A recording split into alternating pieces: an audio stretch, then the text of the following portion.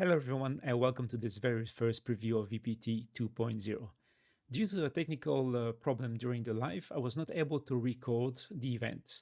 But I'm making this new video right now so I can share with you all the cool things we presented during the event. So VPT 2.0, let's talk about the versioning first. So we've been talking about VPT 1.2 for quite some time now. And as time passes and feature increases, it turns out there's so many things you can do before calling it 2.0. And it turns out I reached that point. So I'm presenting you tonight VPT 2.0. So on the agenda tonight, we will see the extension of the fleet, uh, specifically talking about the Airbus family. We're going to talk about the new features, just give a few heads up, and then we'll make a full demonstration later on. We're going to talk about the platforms and how it changes from what you see today. Then we're going to finally do this first preview. And after the preview, we're going to have a quick chat about the release dates and have some first Q&As. After that, we're going to talk about the part two, flight planning. We're going to make another demonstration and talk about the release of that part two. And we're going to end up the presentation with some Q&As. So extending the fleet, in February, I have shared with you some screenshots of the work done on this new Airbus layout. As you can see, yeah, the whole design has been changed to get a bit closer to flight smart. So the Boeing layout remains something similar to the Boeing OPT, and this new Airbus layout will be closer to the flight smart.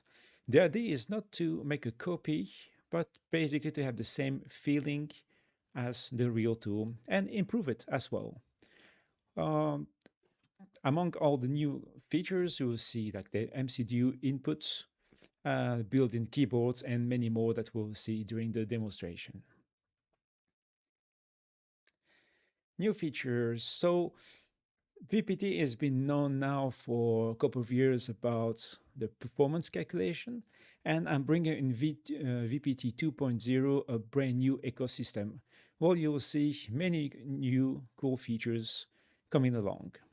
We'll have some tools. The flight planning will be included. You finally get some real life paperwork, an integrated library, and the electronic checklist.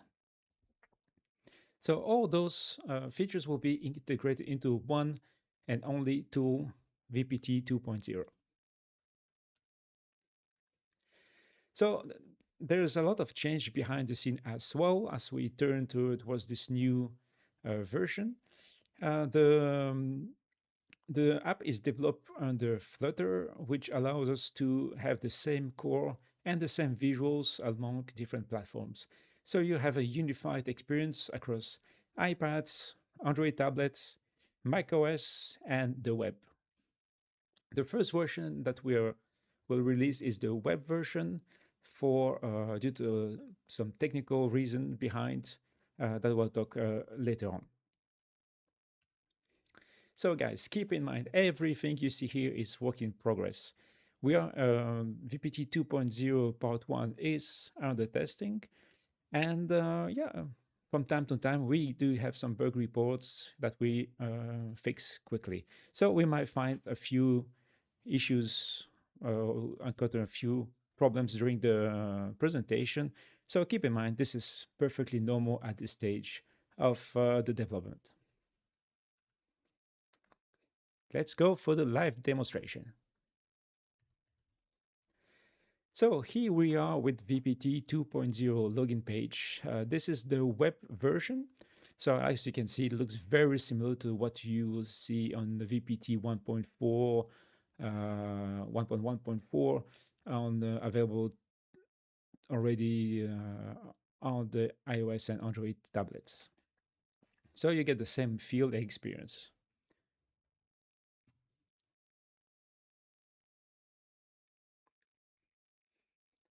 And here we are, VPT 2.0. So as you can see, the layout has been significantly improved and changed. So we can see on the top now, we have the VPT logo and the disclaimer. The UTC time, you will see the aircraft information right here. And then you have two group of uh, features slash actions button here. The first one is all related to the aircraft. And the second one is all related to your account and VPT itself. The init flight is the page you land on after logging.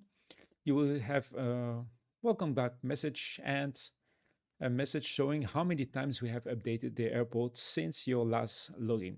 Of course, now this version is been tested right before the live, so the airport is fully up to date. But if you just give it a couple of hours, you will start to see the updates piling on and the number of airports that it affects. And I think you will be pretty amazed that after a couple of days, how many things we've done behind the scene. SimBrief import is coming soon. This is the part two where I will be demonstrating. So put this one aside. Then you have, of course, the aircraft configuration where you can do it right from here or directly from the header. And of course, from the aircraft action menu.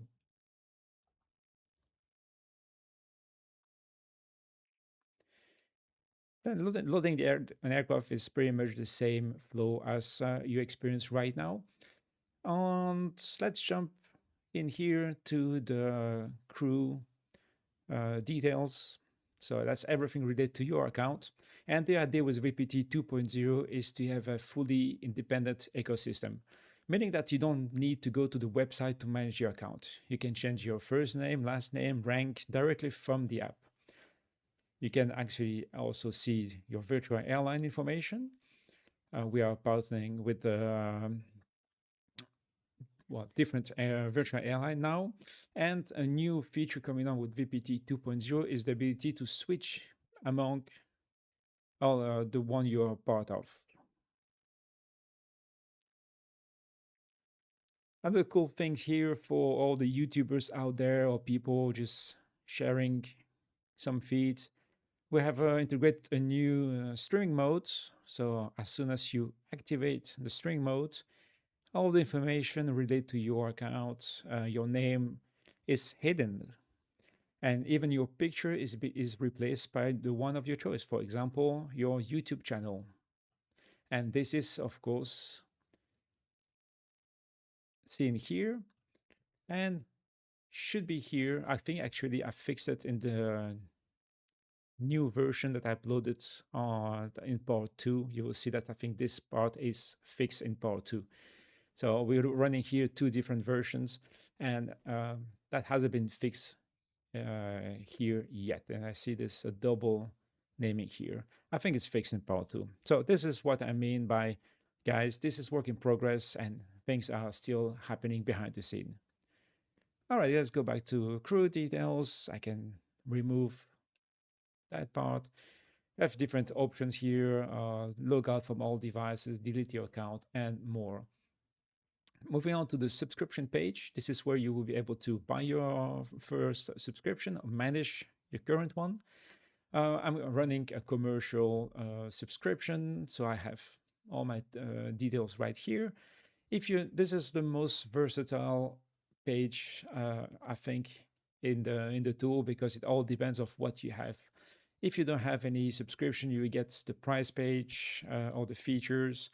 And if you have a regular subscription, you get all the management tools and buttons. And everything is, of course, adapted here. Some parts are hidden once you get the subscription and so on. And then, of course, you can compare all the features among the subscriptions.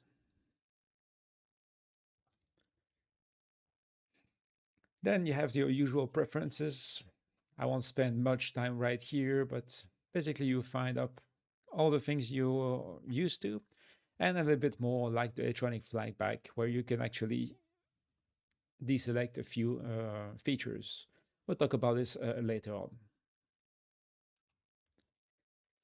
And finally, the last part of your own account is your activity. So you get a full overview of your activity, how many calculations are left, your your most used airports, aircraft, the type of calculation you're used to do, and and more. Library storage is not implemented yet at this stage. Well, I mean, it is in the system, but not in that particular page. Then we can move down to the different information about VPT. We have our airport database, all the status, latest update. The map that you used to have on the website is now right here.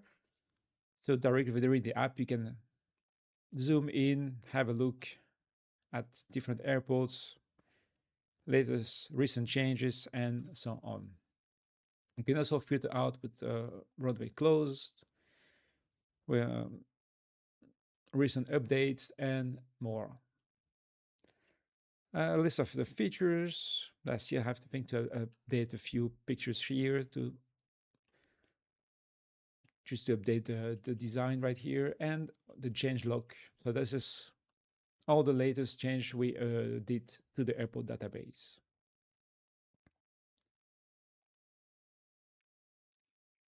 Finally, and about us, where you can see the app versioning, the server version we're using, a few useful links, support email.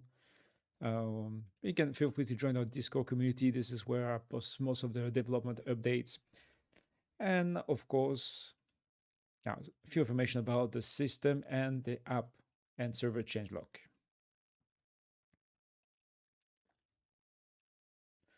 On the web version only, there's a possibility from in-app to go for full screen or remove the full screen directly from the app. And last but not least, we have the announcements. This is a new feature as well, where we can push a few notification to the app. Uh, this is one example of notification we could send you, but all the important information will be sent there, so you don't miss any news. And so that's bring us the end of the header. So let's have a look now what you've been waiting for, the Airbus calculation part. So there it is. So this is the Airbus layout. We have loaded 320-214, and we're going to start by selecting an airport. Just going to take Brussels as an example. Then you can select the runways, and on the same way like FlightSmart does, we have a different type of, we have two layouts of this input. So first you select the runway, and directly afterwards you can select the intersection. So either you go full length or you can select a takeoff intersection. Let's take Bravo 3. As soon as you do that, we load the engine failure procedure, the latest weather at Brussels, and as well graphic representation of the runway and all the intersections right here. Everything up to scale, of course. As usual with VPT, you have two ways to enter the information. You can enter through the weather data right here by clicking the load weather inside the form. That works very well. And you can also simply input whatever you need through a system of keyboard, which is customized per input. So like here for the wind, we have the direction, so you can just enter it like this. Or you can select a relative wind, headwind, tailwind. Or you can just press in one button, wind calm, and that brings you to there. Similar things for the air outside air temperature and QNH. As you can see here, the temperature is a bit more simplistic. You have the plus and minus sign, which is the custom button for this page. Let's enter something standard. As you can see, QNH goes the same, and it automatically detects whatever using the altimeter from the US system or the hectopascal from pretty much the rest of the world, I would say. Let's put something like, so as you can see, it automatically detects what system you're using. Run a condition pretty much standard to just pick whatever it is. NTI system, as you can see, you have quite a few options right here. And then you can select your takeoff weight. So let's put 65 tons. Let's put a CG of 25. And then we have, this is the minimum required to perform our calculation. So let's just do one now, and we're gonna dig into the other part. So the calculation has been significantly improved and is much faster now. We'll talk about half of the time it used to be due to the use of new technology uh, on the server. And here we go, guys. Their first Airbus calculation in the preview. So as you can see, you have your flaps thrust with the flex, temperature for Airbus, your speed, the limitation, and the engine out acceleration height configured here in AGL. And then, of course, you have the max takeoff weight, again, due to the obstacles, and this is all maximum takeoff weight in those conditions. As you remember, in the Boeing layout, you have the choice between the ATM, the assumed temperature method, or the full thrust. And we have something very similar right here. Yeah, right there. You can actually just move to the full thrust here. And back to flex. Now there are actually more pages right here. If you swipe to the right, you can find the MCDU input, where you get all the V speeds, transition altitude, the takeoff sheet due to the intersection, the flaps, and the trim, the flex temperature, and the engine out. A page where you get all the detailed information about the takeoff calculation. You don't really need those, but if you're curious or you want to dig into the details, understand why you're limited at some point, this is the place to be. And finally, we have the NOTAM available, which is always cool to have here in case of diversion also. So you always have access to the NOTAM of that airport.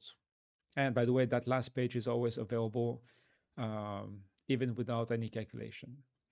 So this is it for the basic, I think, Airbus layout. Yeah, just give me a click here and you get the airport information right here. It's the same one as we find on the Boeing layout, with the exception that the results are not displayed in here as they are right here. So we have a couple of few more options available, especially for the takeoff thrust here. And the takeoff thrust allows us to actually select the flex temperature. Well, that could be useful now that we know we have a flex of 55 that gives us in this case, a pretty decent margin. But if you want to increase a bit the margin without going full thrust, which would make a big difference, you still want to save those engines, so you don't want to go that high the temperature. You can pre-select another temperature, let's say 50 degrees, and do the calculation. Due to this new technology, that doesn't really impact the length of the calculation, so it should take pretty much the same amount of time, plus or minus a second or two.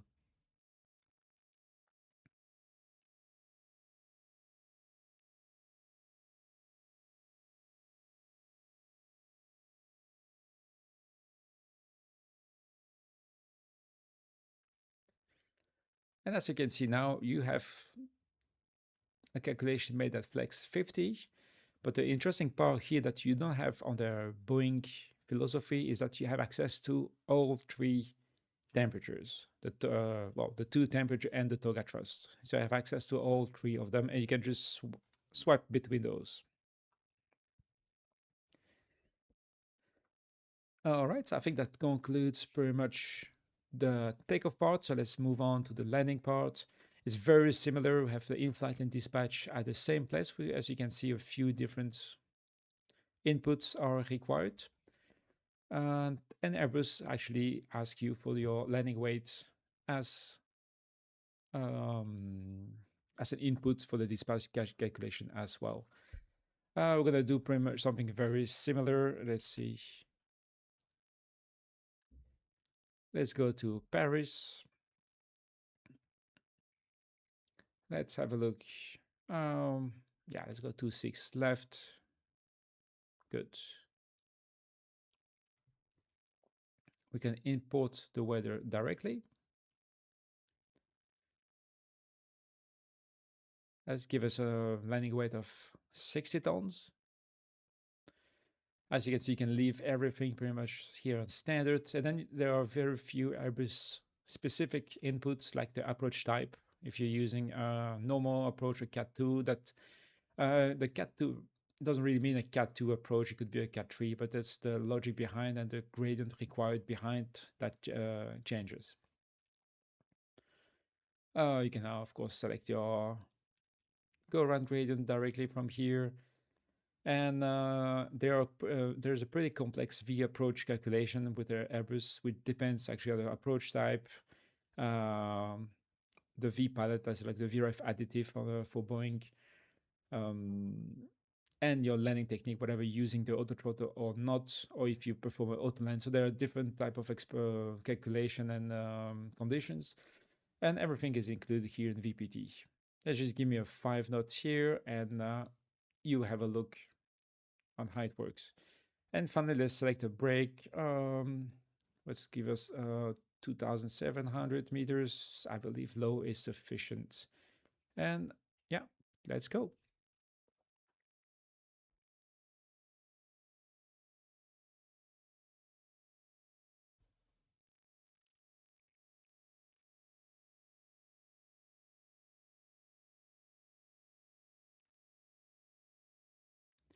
And here we are. We have the main information required here. So you have your landing configuration for the flaps, which are in full, your V approach 140, the engine go around gradient, the distance with the auto brake low, and maximum landing weight, which again here doesn't seem to be fully fixed, as this is the structural limitation. Um, there's a bulk landing procedure. That's a quite new feature that you don't have on the Boeing layout. It's pretty common that in case of bulk landing procedure, you don't really have approved procedure to follow. The missed approach procedure might not be um, safe to follow since the missed approach procedure is built from the minimum, and now you're way past the minimum on the runway. So it could be a nice reminder to have the bulk landing procedure, which is in this case the same as the engine failure procedure. So that could be one of option at some restrictive airport if you have to go around that very late stage while directly on the runway. So if you're unsure and you get an engine failure, for example, on that go around, you can follow that bulk landing procedure. I think it's pretty neat to have it on the hand without the need to switch on to take off and try to find out what it is. And you have the graphical representation here again with the landing distance, the required one, and the unfactored one below. Again, just like for the takeoff, you have all the different details right here. And a pretty neat feature, you have the distance required and the next available exits that I have added right here. And you have the approach speed correction, which is what I've been talking about, which is quite complex. And here we are, how it actually works right here. and you have a full explanation of the conditions here.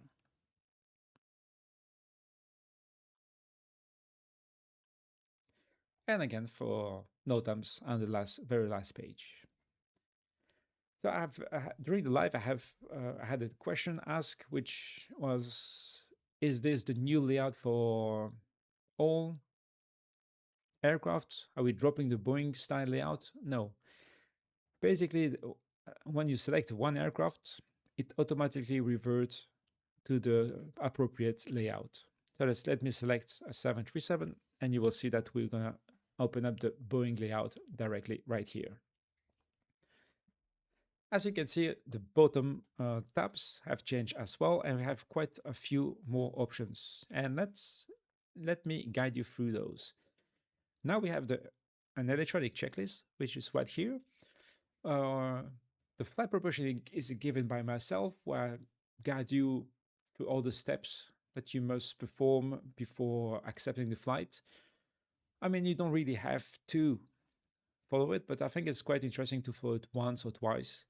Uh, well, just to make sure that you checked everything. So how does it work? You can just basically read and do. You have different sections, and as soon as you perform one step, you click on it and see that this section has been performed. And you can follow up all the way to the end. You have a few notes right here that are available. So if you check the weather, you can say that I need, I don't know, 30 minutes of extra fuel due to the weather, and then continue your checklist. And as soon as you end up, um, as soon as you add all this fuel required for different reasons, you end up having a total at the end that you can use at your discretion for your yeah, as a additional extra fuel.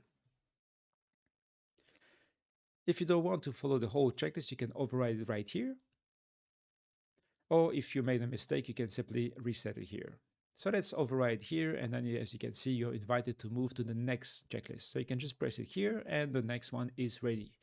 From now, it's the pre-flight checklist from the aircraft type. So we have included all the um, standard Airbus and Boeing checklists. That doesn't mean that the company don't have extra steps or different um, names or items.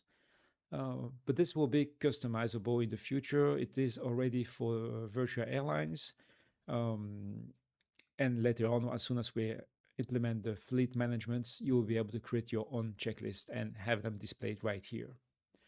And the same philosophy follows. You just click on the items you perform.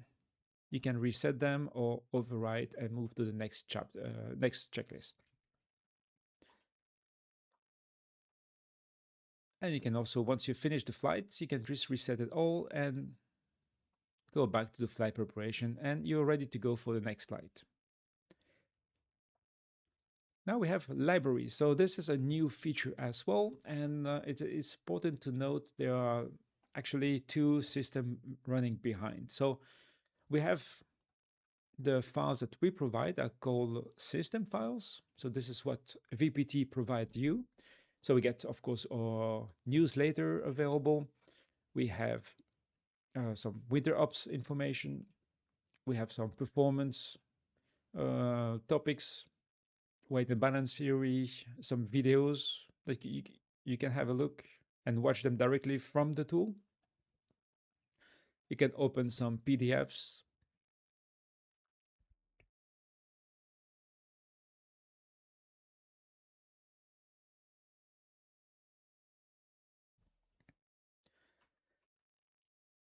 Yeah, this is due to the PDF itself, how it was done. So you can just fit the page, have a look at the table of contents.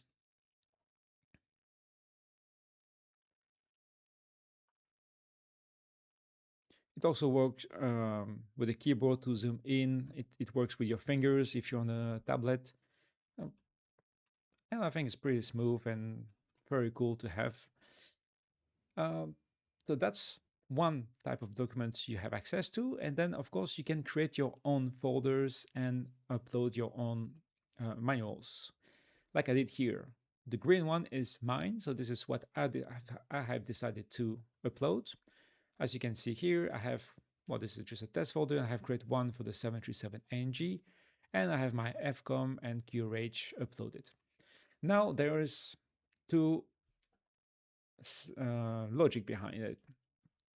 I can upload anything I want as much as I want on my tablet using the local storage.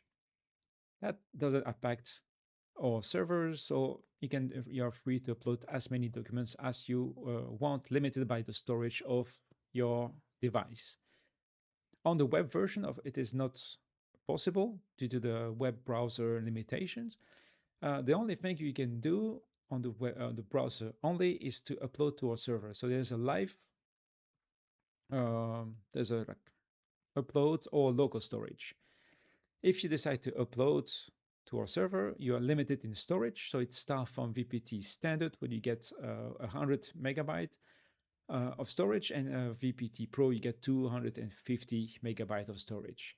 All those numbers are starters, and we'll see where we get from there the usage. And if you maybe can think about additional storage, I don't know yet at this stage, but I think 250 is quite decent to start with, and we'll get from there. VPT Lite will not have this enabled in their subscription, but they can, of course, if you have a VPT Lite, you can, of course, simply upload locally on your device, which will, of course, not work on the browser, but will work definitely very well on your tablet.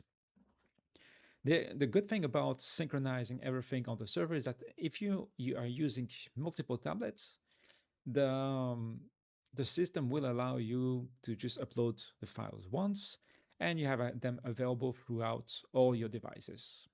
So I think that's pretty neat. And last but not least, you have your virtual airline folder and files. So this one was done with with our partnership, and it's just a demonstration of the system. So we don't have any documentation there except for the airport briefing, and we have one as an example. Not gonna go too much in detail right here, as this is their file. But as you can see, the idea is that we're gonna centralize everything inside. A virtual airline will have a limitation as well, but it does not eat up your storage capacity. So even if you're on VPT Lite and your virtual airline has some storage, you will see their documentation. So I think it's pretty neat. Last but not least, so we have the old tools, and the tools. Now I have created a few starter tools, and the idea is that if you have an idea or suggestion, we can investigate and add more in time. This is the initial layout. We'll see if we keep it that way or not. Let's give me a few. Yeah, I'm gonna present you a few of the tools we have. And let's start with the most basic one, the unit converter. I don't think it needs a lot of explanation. It's very straightforward. You can convert length, weight, volume, temperature, pressure, speed between so many options. And I think it's pretty neat to have it ready, especially in aviation. You always need to convert something at some point. Next, I'll go with the timer word clock. So you have by default, your UTC time, your local time. You can add different time zones that if you want to have, that's pretty cool. Personally, I'm not really interested in this part, but there are actually two very interesting features, the chronometers. So the timer, and as you can see, you can simply press start and it counts out. Now, if it is, you can use this for holdings. You can use this for engine startup if you don't want to click on the clock inside the simulator. So you can use that one.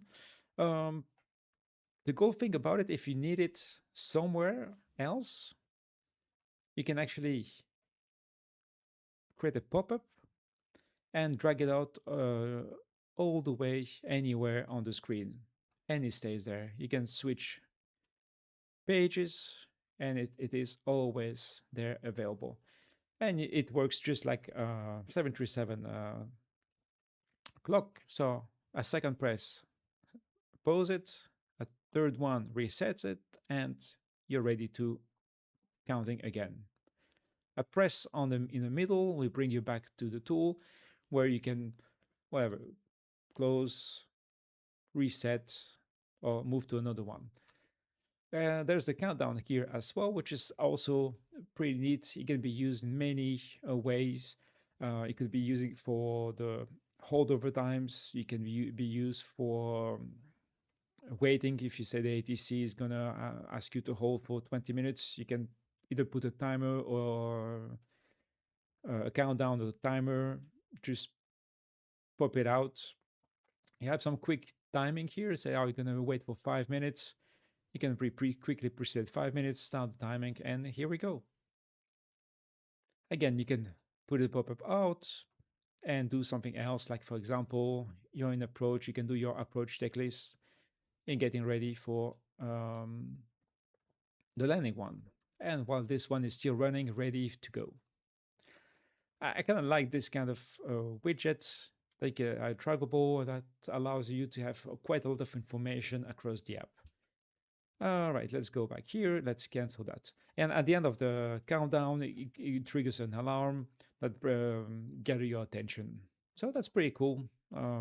Even if you want to go like to the bathroom and just say like I'm gonna be gone for that my descent is in I need to descend in like 5 minutes. Just put the countdown, and you get an alarm if you're a bit too busy or too late. All right, that's it for the timer clock tool. Then let's move on right here. We have the ICAO metric RVSM conversion table. Well, if you're only flying in Europe or US, that you have probably no idea what this is. But if you're flying to the uh, east like Asia, especially China, well, definitely this is something you must have ready. Chinese flight level are expressed in meters, and of course our planes cannot fly in meters, so if we have to have an official table to convert meters to feet. It's not about the precision of the conversion, it is really about what is approved by ICAO. And so you must have the official table, which is right here. You have the RVSM level right in brown, and below RVSM in green. And it's not just a table, that has quite a few interesting stuff right here. Let's say if ATCA asks you to descend to 8,100 meters, you can quickly select the line. You get your conversion here nicely highlighted, but you also have a pop-up right here, and that gives you your cleared level in meters and feet anywhere from in the app. So like if you're wondering, oh, what was the clear level, we can always refer it here. One press on the tool brings you back to the tab, which is also very neat because if you're doing your checklist right here, let's say you're somewhere in the descent phase, then the ATC calls you, please descend to 7,200 meters. Let's bring us here, and then you have it ready right here. That's going to be variable 236 that you put just into the MCP or FCU if you're flying Airbus, and you're good to go. So yeah, I think it's pretty useful tool when flying in this region of the world.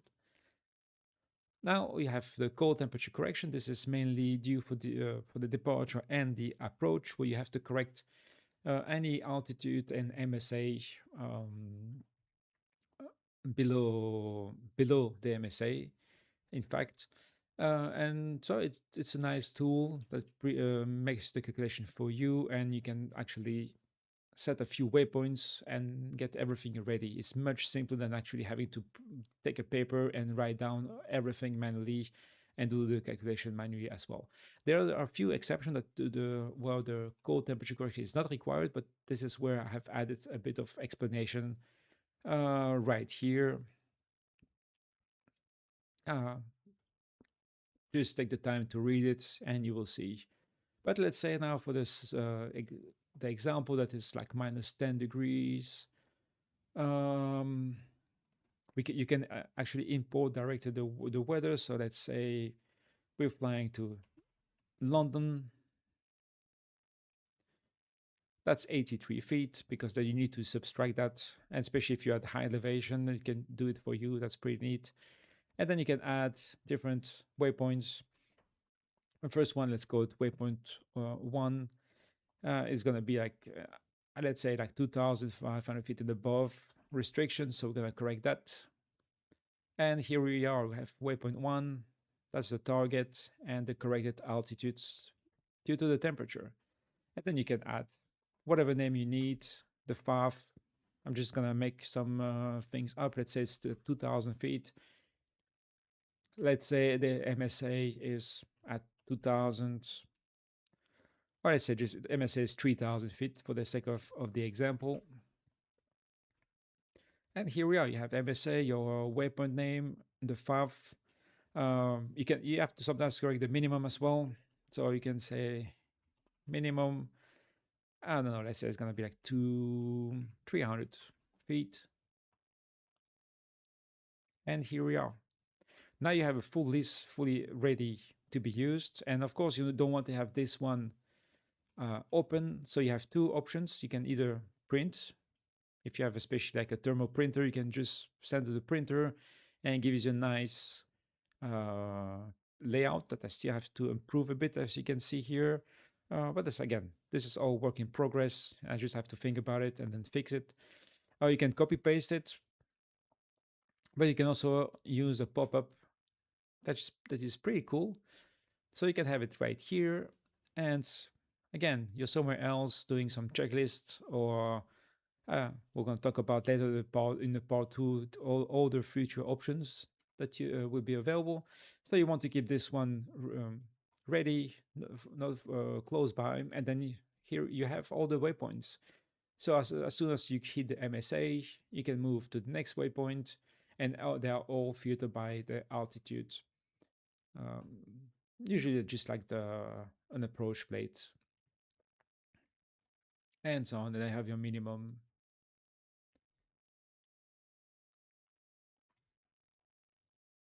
So that's it for the cold temperature correction. Then we have the Mora correction. This is a bit more advanced as well. We're flying over a high elevation. When you have wind, high wind, cold temperature, your actual margin reduces because the altimeter is not corrected. You just read the pressure. So yeah, you have to apply some correction to the Mora. So let's say here for the example, actually I haven't tried that for quite some time now. Uh, let's try to have something here. Elevation minus 22. Okay, that is fine. Let's put some terrain in that region. I don't know. I think it's like around 18,000 feet, something like that. Let's get some wind. I don't know, let's say 50 knots. Seems reasonable. And the deviation is put at minus 22. So from the moment we have the terrain, which is at fixed height, we have to add the official margin, the temperature correction, wind correction, and then bring us to a safe altitude of 23,500 feet. And you have the detail of the calculation below if you are interested. And yeah, this is it for the Mora correction. And you have the descent deviation here, so you can as well select your cruise. Let's say that you are cruising at 32,000, temperature is like minus 52, so that's a bit colder. You go to a destination where the elevation is at, I don't know, 250 feet, and temperature is around 5 degrees. So the average descent is minus 20. So this is what you can put on the descent page in the forecast, in the descent page forecast.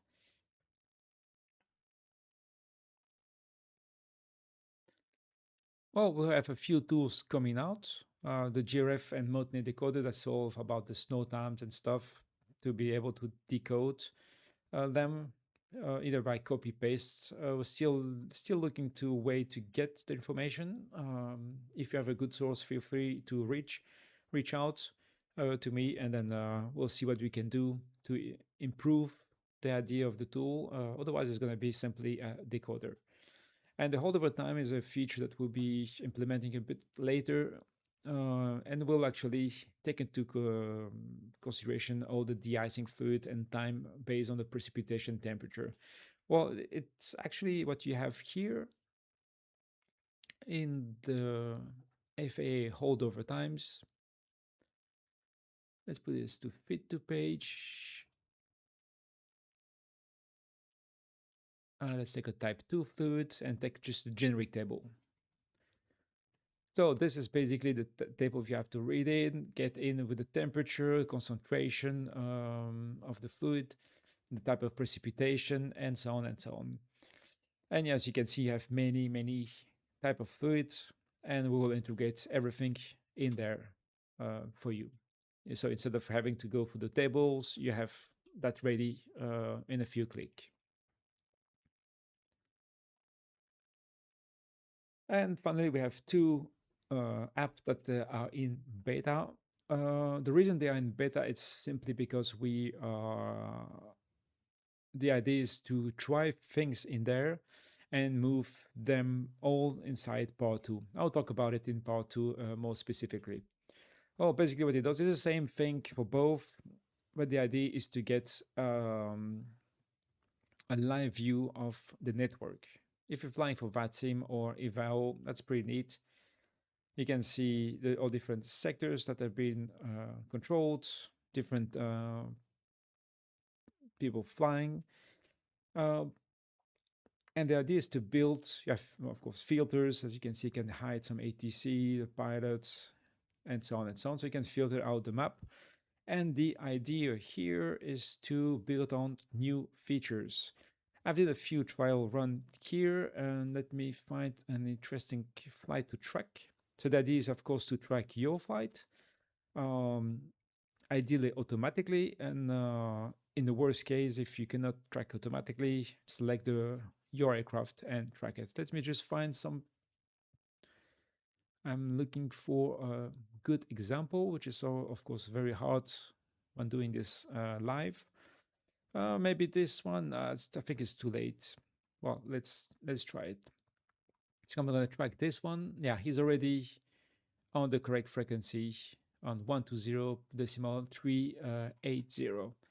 Now I need to find one that is all getting inside the airspace. Yeah, it's the middle of the week, so there are not many flights here. And but the idea, let's say, oh yeah, here, good.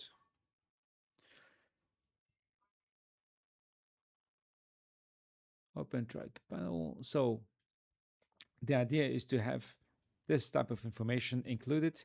So currently, this guy is not under control, but the next contact is approaching and is going to be with the Portugal, and the frequency is displayed right here. So the idea is to have something ready here for your flight, so you can monitor the flight and get those kind of notification. Like if you're not aware that this section is controlled, that now you get information like, oh, be careful, you're approaching an active zone. And of course, both VATSIM and EVAO network are supported.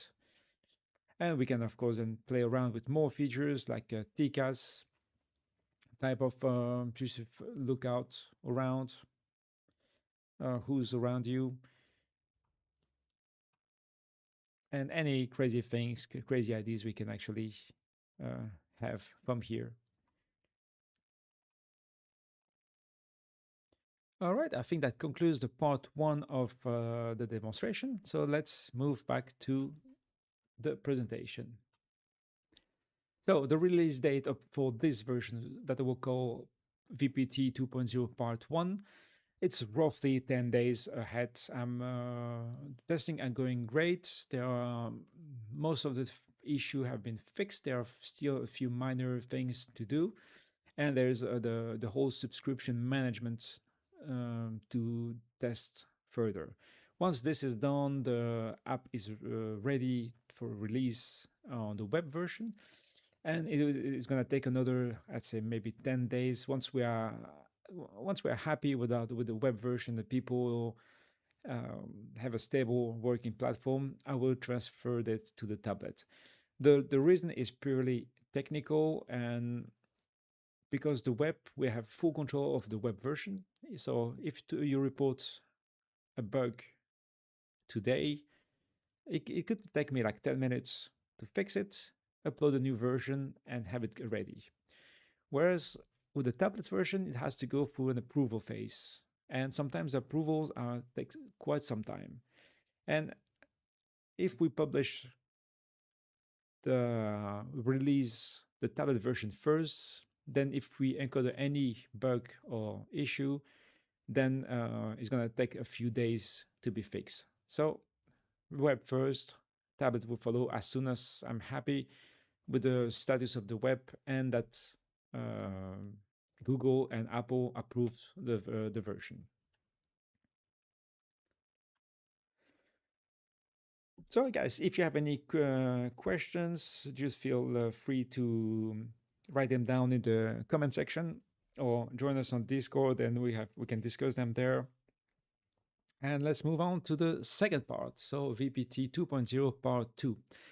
So now we're going to talk about the flight plan. So the part 2 will focus on the flight plan ecosystem inside VPT. So the whole idea is we take the flight plan from Cbrief. We're going to do a lot of VPT magic insights. And the idea is that you get a nice briefing and all the paperwork associated with it. So let's go for it. So this is VPT 2.0 Part 2. So this is another version here. As you can see, the name has been actually fixed, but there's a duplicate right here. So this is indeed a bug that must be addressed and will be very quickly.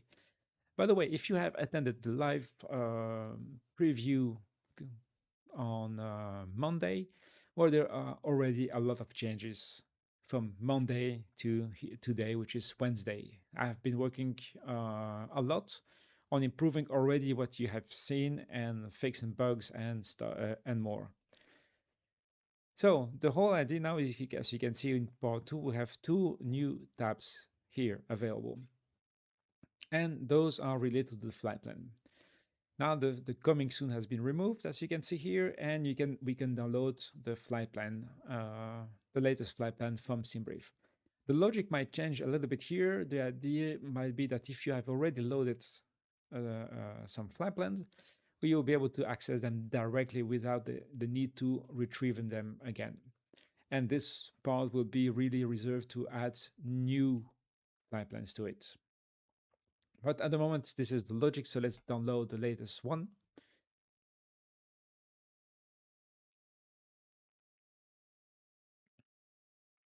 And now, of course, there's a lot of magic behind going on behind it. We're going to talk about a few of those features. Here we go. So now, as you can see, we have quite a few things. Maybe you have noticed that we have a new header here.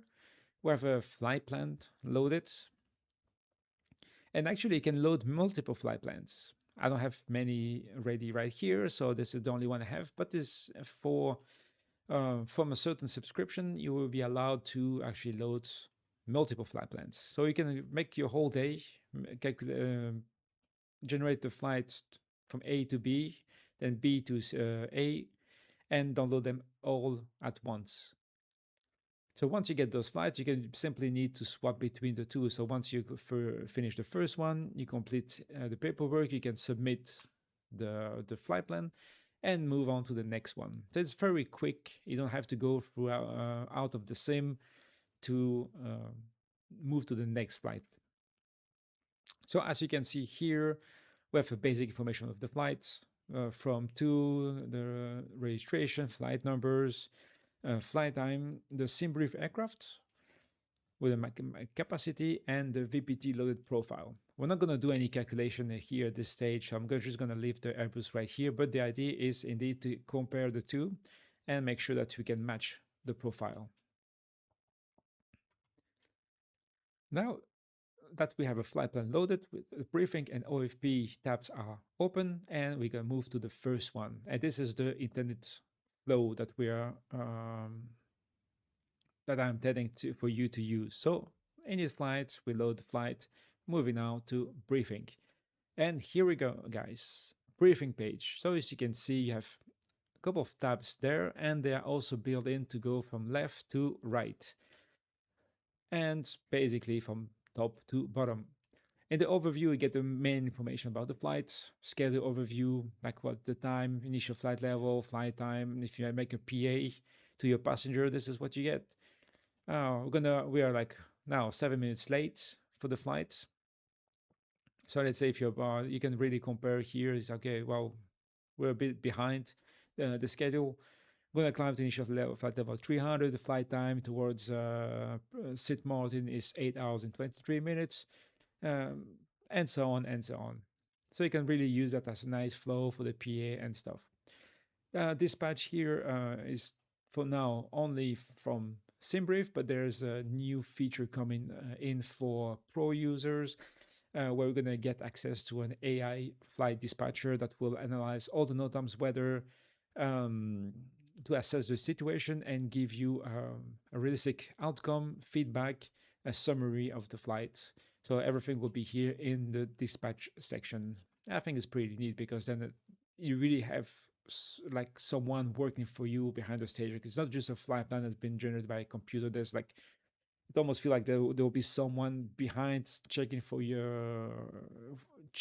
for you and preparing the flight on your behalf.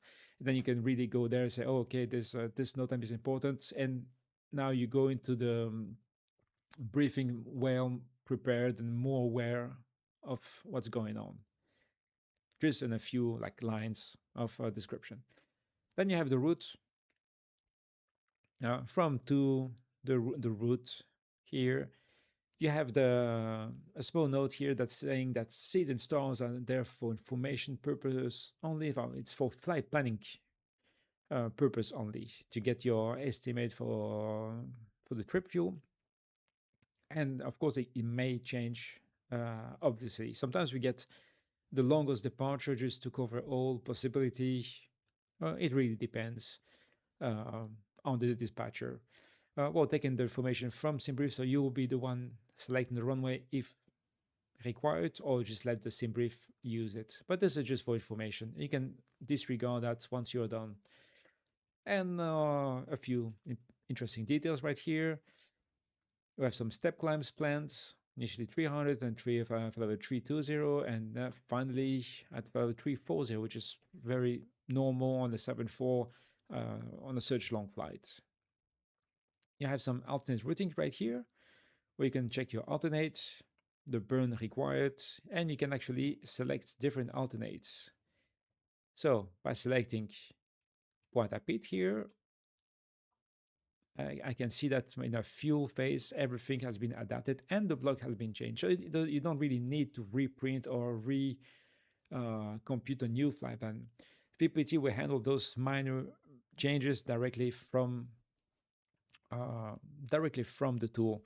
And now suddenly you have way less fuel, it's for a bit relative, of course, but you have a little bit, like 1.5 tons less of fuel required. So that might be one solution if all the alternate are good and you're running a bit late, APU is running, you don't have the block, you might just change the alternate as long as it's part of the one you submitted.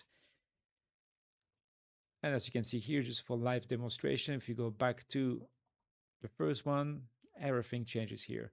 So guys, this feature only is already new compared to Monday. This is brand new and it's really integrated here. So that's pretty cool. And you can see, of course, the impact on the weight here as well. I'm not sure if this one works. Yeah, this one works as well now. Again, this one is from today. It takes the OFP impact for flight level change, cost index change, and zero fuel weight deviation into a nice table to get all the information in one place.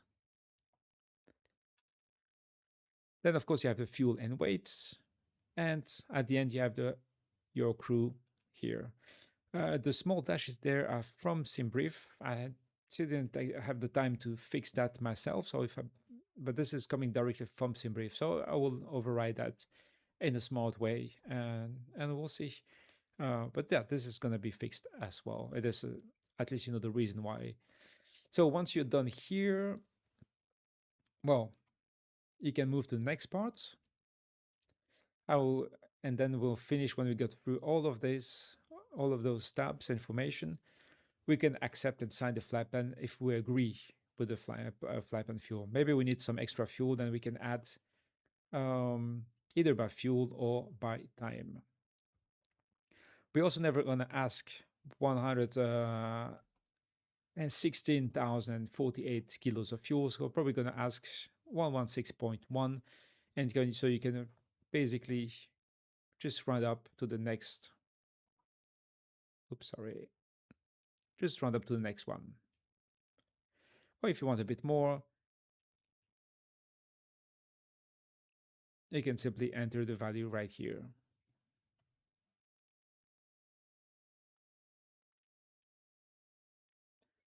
And so, like I said, once you review everything, you can just accept and sign here. I'm going to just do. I'm going to simulate the signature right here now. So at least we go from one tab to another. And yeah, basically, what is important to note here is that the signature is not saved. So what I'm going to save is that the fact that you have signed and at one time. The the actual drawing is not saved at all, it's not submitted, so you're free to use your real signature, or if you still don't trust me, you can make up whatever you want here. It's not going to be transferred anywhere or into any documentation for this part. We might add a few other features with some signature that might be transferred, but yeah, I'm not sure yet at this stage. And then once you're happy, you sign, you complete, and the flight plan is accepted, signed, and everything is locked, as you can see. Of course, you may make a mistake here, so I have enabled to remove the signature and edit the flight plan if required. And yeah, moving now to flight documents. The flight documents, there will be way more here. I've done there just for the live on Monday. So at least we have something to show for. But that is, you get your OFP directly from SimBrief. Well, we make a copy on our server so you can actually have multiple flight plan available inside the app. And we have the NOTOC. So this is a bit more complex. Again, this is work in progress, guys. But the idea is to have to handle all the dangerous goods, both for cargo, like freighter flights and passenger flight as well. And we do have some loads that require to be on a cargo aircraft only. That's the CAO right here. And as you can see, there's a cross. So there are a few things like lithium batteries that must be carried on an aircraft, cargo aircraft only, and not allowed on the passenger aircraft. So yeah, we're gonna handle those special loads, special cargo with the NOTOC. So you'll be able to have a look here, and there will be sometimes some temperature controlled um, cargo. I'm trying to find that one actually. Oh yeah, well, there are here some pharmaceutical products, and they are like in the to keep it in between 15 and 25 degrees range. So we didn't have that one for the preview on Monday, but we have those here on Wednesday.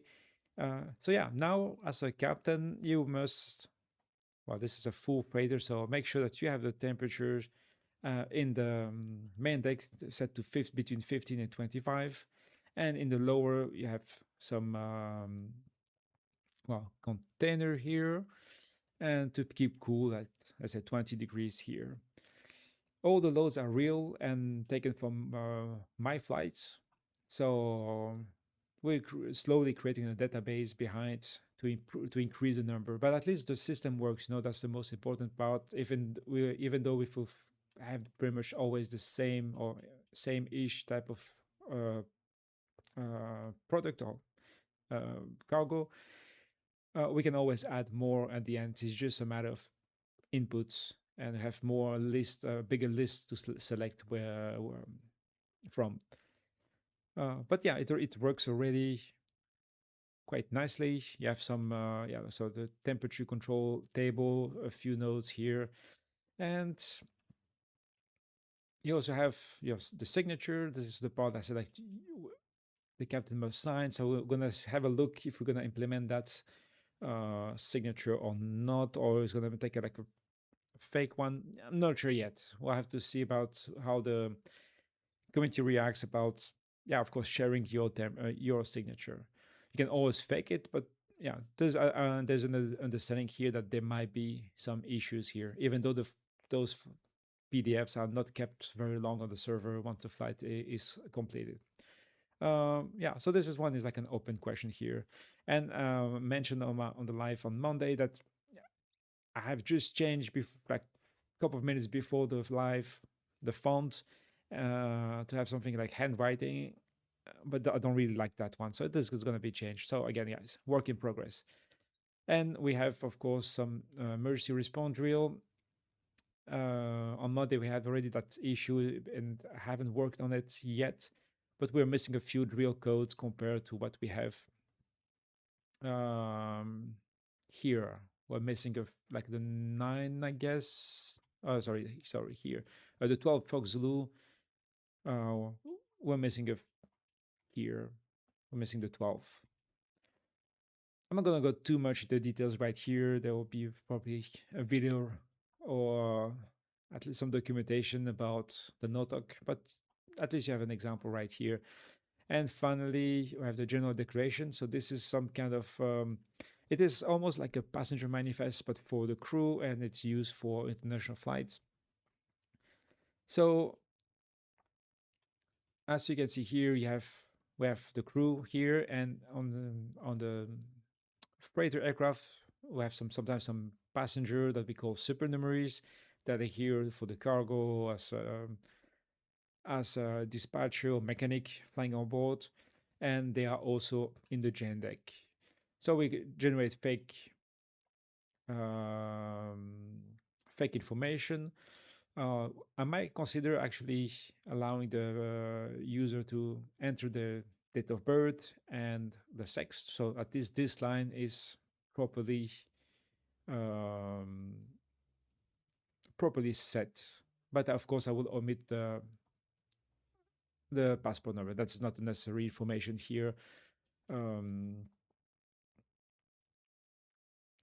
this is why I say more reasonable information to store in all that database. And then we have the official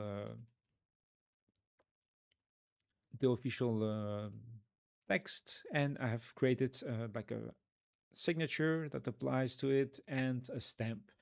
The stamp has a random-ish logic, so it will actually be fixed per airport. So the color, we have like 4 colors: black, red, green, blue, that I've seen for stamps. So you will see different colors here. The name of the airport of departure will of course change every time, but the color is associated with randomly with the airport. So if you fly always from A to B, you might see in A a blue stamp, on the way back maybe a green stamp. So just to create some kind of consistency across the airports. There'll be, of course, way more. With like if for a passenger flight, gonna have the passenger manifest. We're gonna see the load sheet. I'm working now on the ETOPS part. I'm gonna have a look there, but I will have also like a kind of summary here of the net HLA tracks messages here. I have been asked to check if we can get the RAM check as well. So I mean, we can have a bunch of documents right here available for the flight. That's the part of all the magic we can provide. And of course, some documents like that are a bit more advanced, like the NOTOC and stuff, might be subscription dependent. I have not defined yet which one will have what, but of course, yeah, the light subscription will have access to less documents.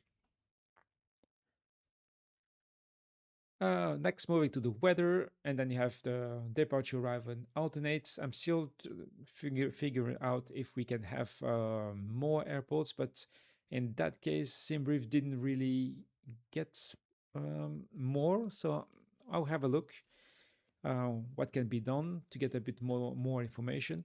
But at least you have, I say, the main ones: departure, arrival, and alternates. You can add your own airport right here. This is not implemented yet, but you will be able to add your own airport, and of course also as well refresh the weather. You have access to the raw weather or the decoded version. If you're a new pilot, that might be a very interesting to have, and sometimes you do have some more complex weather or tough. It might be useful to have the decoded version. One thing I haven't talked about is this part.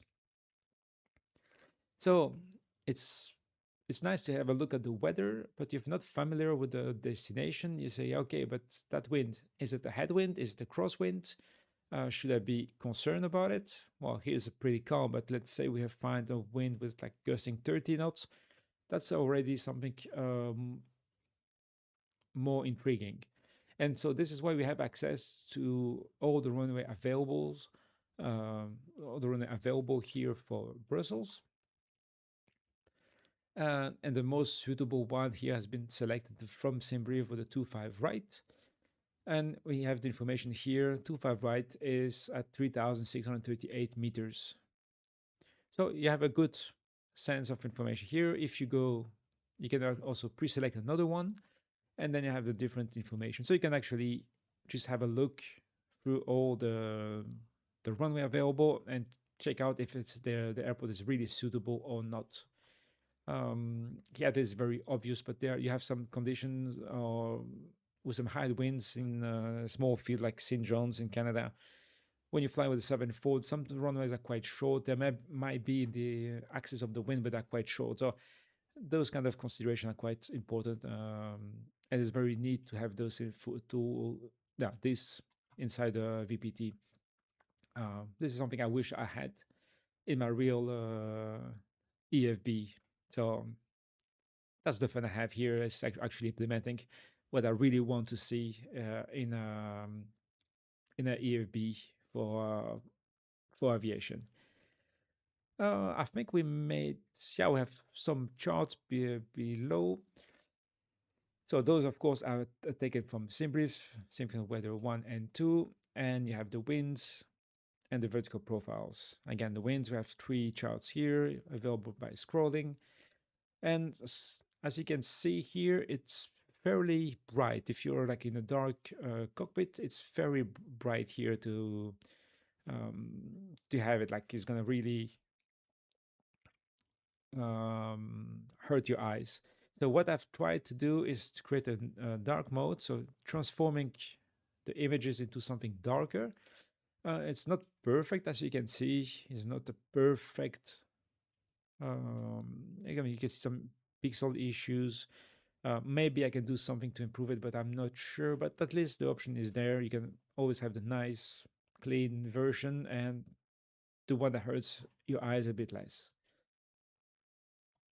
Moving on to NOTAMs. So basically, same thing as the weather. You have to do the same thing for NOTAMs, and you can have a look at those, and they are all sorted out by categories.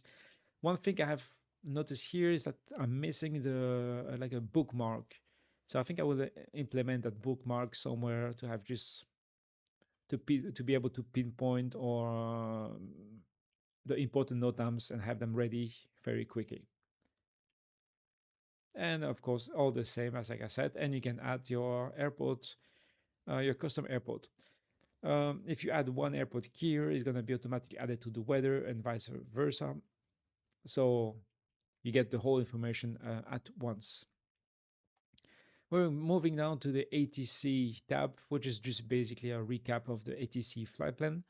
But it's also interesting to see that we can submit the ATC flight plan direct to VATSIM, IVAO, Pilot Age, and POSCON. Those are the links given by SendBrief. And I haven't tried yet, but this is what I'm targeting: is that any change on into the alternate in the overview will actually impact the link here and give the proper information. So that's the idea, but still to be tested.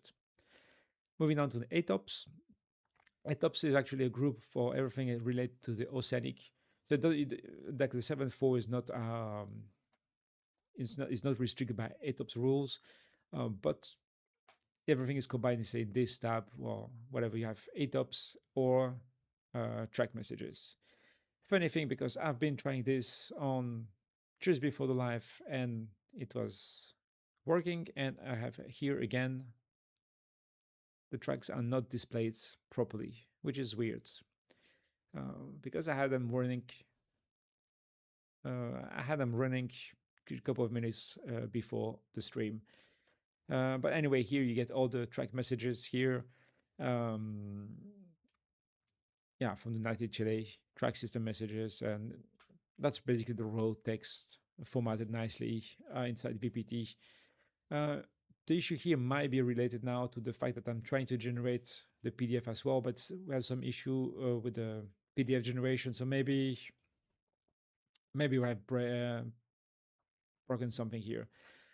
Um, anyway, let's move on to the FMC page. And FMC page is basically all you need to know, all the information you need to enter into your FMC, the flight plan. Origin, from, to, flight number, the route, the step climb, your estimated zero fuel weight, cost index, ground distance, the FMC final reserve, average wind. That basically give you the whole average information required for the flight. And everything is combined right here. If you guys think that there is something missing, feel free to comment this video or talk to me on Discord to give me any suggestion. This tool is for you guys to use, not to adapt. All right, moving on to the OFP. So this is part where actually we do on the really before going to the plane, I would say. Of course, the FMC page will be used in the preparation. We go back here, we sign the flight plan, and we are ready to go. And then here is where everything starts between the flight preparation and all the stuff. So this is more like for the in-flight or really in the flight deck section. So as you can see here, we have a nav lock. So this is a really cool feature and cool. Well, this is part of the paperwork we must do. The idea here is that you could do some fuel checks. And guys, if you have been here on Monday, remember I told you that it is not implemented yet, all those fuel checks. Well, good news, I have implemented them today. So you have your flight plan, all different FIRs. If you press, let's take something in cruise, makes more sense. Something here, you press on the Tebra and you get all the information how to get to Tebra from your previous point. So Sunub to Tebra, you have the coordinates, all different tracks, performance times, environment, with the tropopause, temperature, wind, yeah, all the information you need here. And you have, of course, this for all the waypoints. Now, if you slide to the right, you can see we can mark the point. This is used by some airlines for the oceanic crossing. Like in mine, as if you at first identify the points, once you check the tracking distances, you have to make a second mark. And when you fly over, you did all the checks there. You mark the third dot, and you move on to the again to the next one, and so on and so on. It could also be used for fuel checks.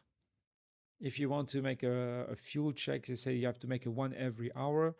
You make one here after the top of climb, and you count out 1 hour ish. That's bring us to Arkil, and so you know that you're pretty much fine here.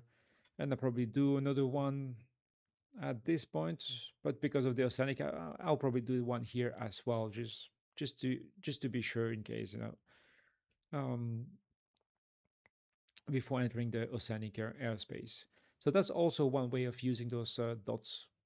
Uh, yeah, pretty cool, I would say. And now, if you want to do some fuel check, this is a new part. Well, you first, when you take off, you select your departure time. Well, bear in mind, I'm going to leave the standard one here because it's not uh, linked yet to the whole calculation. It has to recalculate everything based on the departure time. So this is not implemented yet. But let's say we have a shorter taxi than we expected and we departed on time. Then I confirm that point. And now you can see we have this is all reference. Um, yeah, this line has been calculated already because of the, I guess, of the impact it had. Well, it shouldn't really be here, um, but maybe because it's related to the actual takeoff time. Well, we'll see. And then you do your first fuel check. So I'm basically making a long click on the point, and I have a few options here. See, missing some icons. This is brand new from today, so all you can see here is very, very new. Um, so I'm gonna implement I have implemented a fuel check. So you're gonna get your waypoints. Maybe you've been kept by ETC is gonna be your flight level 290 is gonna be your final one. Oh, but maybe a bit faster, and because you didn't climb that high, and maybe you save a few kilos, and so you're a bit ahead, up on the consumption. And now see, this is all the points we have been through already. Now we are Sunup, and we have the trend. Like I said, the time calculation is not finalized yet, but you get the idea here that you can actually follow up your flight plan. Now, let's say what happens if you are below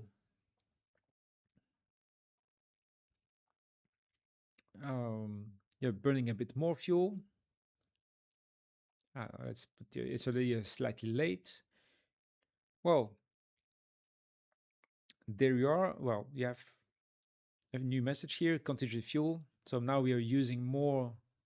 Well, we are using our contingency fuel because we're using more than the trip fuel, which is still fine, guys. That is still very fine. If you have a look here on the final reserve, we need 13.3. So landing with 21.4, that's very fine. But this, just bear in mind that you are using the contingency fuel right now, which is made for unchanges level or and so on and so on. So what happens if you have furthermore fuel consumption? So as you can see, you can go way down. We're still within the contingency fuel. We're gonna stop here. Now suddenly you have a trend. See that, like, I don't really want to have the K here, so this is something I need to change. I'm gonna go further down more.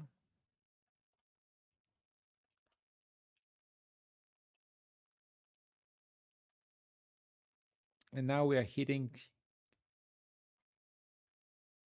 should hit slowly the, see, there's one intermediate message missing actually. It seemed like it, yeah. Well, basically, it's gonna turn red. Saying that you made a fuel situation, we are using the funnel reserve, so that you have multiple warnings along. If suddenly you do have a significant change, make sure that you enter the correct fuel at the correct waypoint. That could make a big difference. If suddenly you are 200 miles earlier than yeah, you're gonna have quite a lot of differences. So this is also a good check here. And usually when we do a fuel check, we talk to the other guys like, okay, well, just reach NHAC. We are on time and whatever the trend is. And the idea is to get really stable. But if everything is correct and now suddenly the fuel is really getting lower and lower, well, you have to check something. May has the cooling has been taken into consideration. If you have some temperature sensitive cargo, and especially in the lower lobes, like on the 7.4, cooling down or warming up those holds, use the packs and increase the fuel consumption. So it has to be taken into consideration in the flight planning phase as well. So maybe that's the reason. Maybe it is you have a fuel leak. So it might be worth to have a look on the QRH on the fuel leak and investigate furthermore. So that's the whole idea of the flight planning. And as you have seen as well, in the upcoming feature, you'll be able to select direct to that certain point if you get it, just to get a nice follow up, or from Bapu, and then you get basically a search list to create search your waypoints and create even new waypoints that are not part of the flight plan. And then using the basic fuel consumption, the average fuel consumption, I'll be able to recreate tracks, distances, and the estimated uh, fuel consumption and time.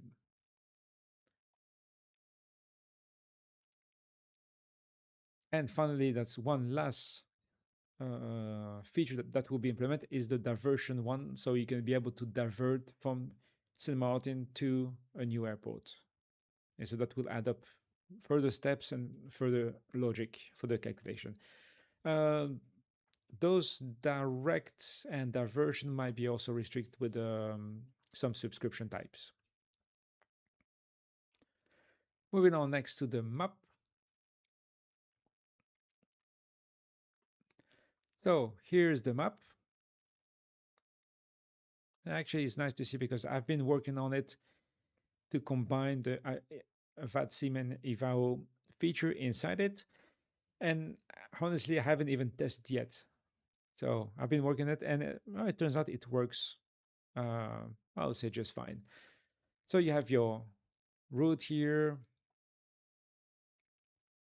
You can see the flights around. Oh, there you have plenty of filters, so you can remove.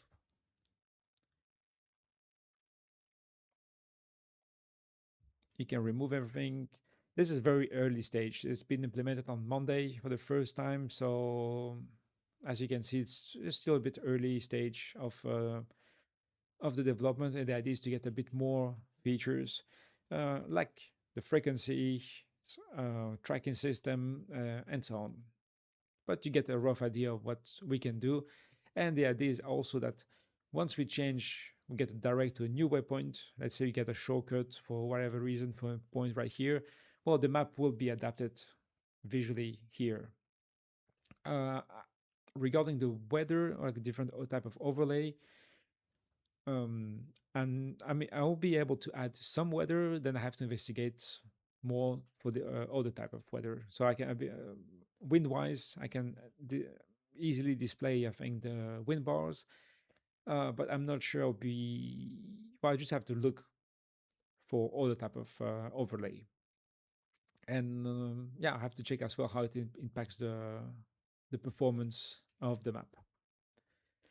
Journey log is not implemented yet, but that's all the pure administration paperwork, block time, delay codes, explanation, um, picture of the fuel receipt, and so on and so on. So that's really just a big part of the paperwork that will be here. This one is more for yourself. The idea here behind that part is to have some kind of easy keyboard to enter the clearance in 80s. So because if you want to write down a new 80s, you have big shortcuts like Cavalcade, Overcast, Digit. Um, and the idea is basically really clicking everything and get 80s message uh, written down very quickly. So that's the idea.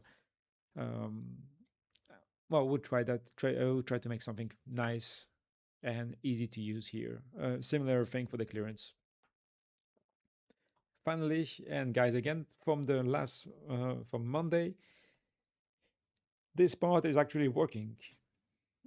So I have added the OFP impact here as well. So this part, remember, this is really for the in-flight part. In-flight, you do the paperwork during the cruise. You can follow the map. You follow the fuel consumption and timing through the nav log, and you get some extra information here for the cruise. So you don't need to move on and go back to the briefing. So everything will be basically here. If you have a lower level, you can have a quick look here on the impact table. So if you're applying 2,000 feet below, well, time-wise is good, but we're gonna burn 400 kilos more. That's also one of the reasons we can think of. If you're monitoring the nav log and you say now we are roughly by the end of the flight at 400 kilo down, well, basically on fuel. You are perfectly on fuel because if you, let's say you're flying 2,000 feet lower because of some ATC restriction, well, this is what you can expect. So this is a nice way to cross-check whatever information you have here. Then you have some en route winds at many levels, and that's something we check ourselves. There are no button yet to refresh them, but there will be one. And basically, those are coming from the GFS model, and they are issued, if I'm correct, every 6 hours. So, like, remember my current flight time, or my current time here, in about 45 minutes, we should get a new wind. Um, so then it really depends. Usually, if you have ACARS in the aircraft, you can download the wind. If you if the ACARS is not connected, sometimes to some technical issues or some temporary bugs, well, you might have to enter those winds manually. So then you really just have to take those charts and enter point by point, or let's say anywhere that there's a big difference in the wind to get accurate estimates on arrival. So this is it, and you have the descent wind as well for the descent forecast page. And that brings us to the end of this presentation. I think we covered pretty much everything I had to. Um, Maybe just a final note on the header. I haven't spent a lot of time here about talking about the header. Well, it gets you all the important information here you need to know. Well, you have the aircraft profile still, like without the flight plan, it's bigger here, but now with a flight plan, you have your call sign, which is pretty neat because sometimes you forget your call sign, and usually we use a small paper that we put on the yoke. Well, here at least you have your call sign written in big. Um, in case of doubt, just turn your head towards the tablet and just read out what is here, and then you get departure time, arrival time here, basically the most important information, and as well here um, the estimate of block time. The idea, of course, now because everything is implementing all together. Once the journey log will be here, we're gonna set the takeoff time. We're gonna go into a flight mode, and now this will give you some kind of um, I don't know, either elapsed time or countdown towards your landing. So that would be, oh, maybe I can do it even on click. If you click on it, maybe you can swap to one logic to another.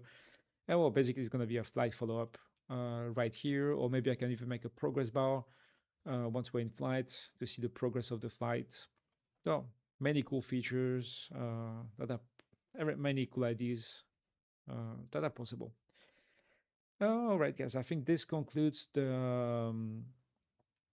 Yes, this concludes the preview of VPT 2.0. There are a bit more things to behind the scene or things we can dig into, but I think that gives you a nice overview of what we're working on, why it took so long to have something ready, uh, and but we're almost there. So let's go back to the presentation.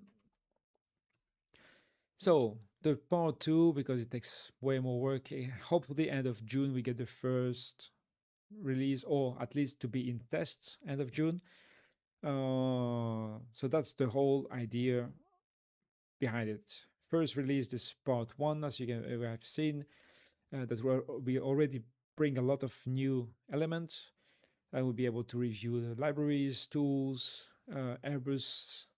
Well, the Boeing logic has been also been improved and changed. So gonna already be have this one in trial, and alongside I will be working on this flight plan to finalize all the those features, and hopefully you can put everything, combine everything together by end of the June, or at least somewhere in the summer 2026. Well, that's it, guys. This is not a real life because I had to recode it again.